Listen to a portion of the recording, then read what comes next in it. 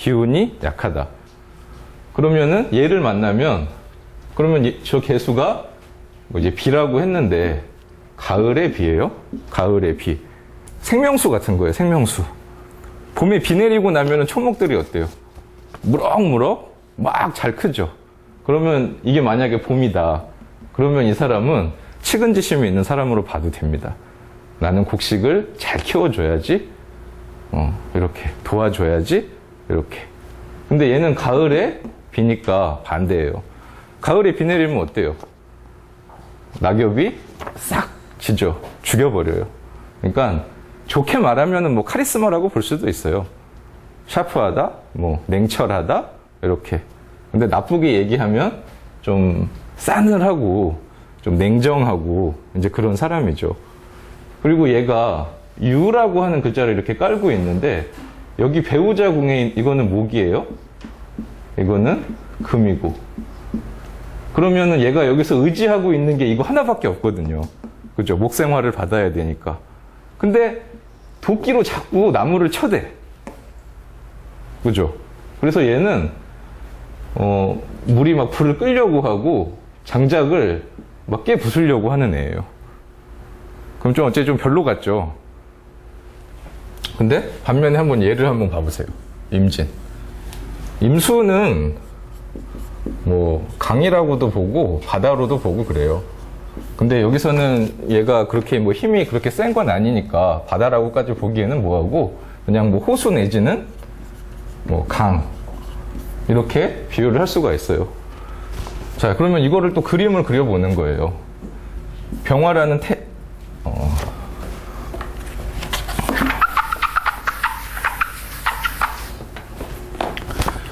자, 병화라고 하는 태양이 이렇게 떠 있는데 얘를 만나면 이제 비가 내리는 거예요. 그러면 이 태양이 구름 뒤로 숨어버리겠죠. 태양이 할 일은 이 세상 높이 떠가지고 세상을 비추는 거예요. 그게 태양한테 주어진 임무거든요. 근데 얘를 만나면 그 역할을 못하게 해요. 야, 왜 너 내 말도 안 듣고 막 나대? 저기 구름 뒤로 짜져 있어. 들어가 있어. 이렇게. 근데 얘는 뭐 제가 이제 호수라고 그랬잖아요. 그럼 호수가 이렇게 있는데 거기에 태양이 둥실 이렇게 이제 뜬 거예요. 그러면 어때요? 해 뜨면 얘가 이제 그거를 반사시켜 줘가지고 반짝반짝 예쁘게 만들어 주죠. 그러니까 봐봐요. 자, 얘는 육친으로 보면은 평관이죠. 이것도 양이고 이것도 양이니까 이거는 정관이고. 그러니까 아까 제가 처음에 말했던 것처럼 저 정이나 편이라고 하는 거에 너무 매일 필요는 없다는 거예요. 얘는 정관인데 나를 가리는데 얘는 편관이지만 나를 도와주는 그런 역할을 하고 있으니까요. 그러고 자, 여기 보면은 진이라는 글자가 있습니다. 이거는 토예요, 토. 자, 그러면 여자한테는 식상이라고 하는 글자를 자식으로 보죠. 그러면은 이 진이라는 글자가 얘한테 식상이니까 자식이죠, 여기 자식. 그러면 이 남자한테서 자식을 본다, 이렇게 보셔도 돼요. 아니, 자식하고 같이 있는 남자가 내 남편 아니겠어요? 그죠? 얘는 그런 작용이 없는 거고. 근데 그런 것도 있어요. 얘는 금생수를 받은 애예요.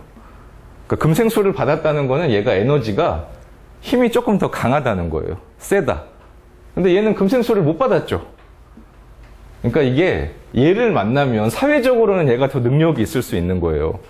뭐 학벌이라던가 뭐 직업이라던가 이런 거는 얘가 조금 나을 수 있는데 나하고의 코드는 얘하고는 안 맞습니다.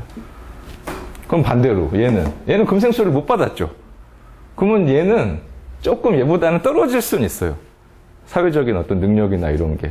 근데 나하고의 코드는 맞을 수가 있다는 거죠.